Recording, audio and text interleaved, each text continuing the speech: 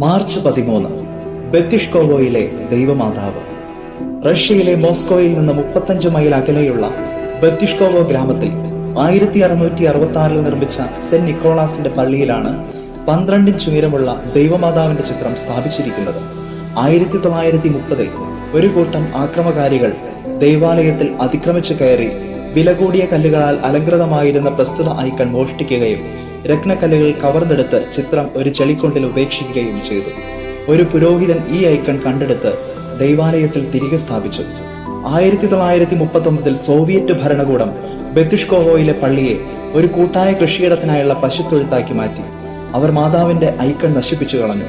പിന്നീട് ക്രിസ്ത്യാനികൾ അവിടെ തിരിച്ചെത്തിയപ്പോൾ മാതാവിന്റെ നഷ്ടപ്പെട്ടു പോയ ഐക്കണിൽ അതേ മാതൃകയിൽ പുതിയ ഒരെണ്ണം വരപ്പിച്ചു.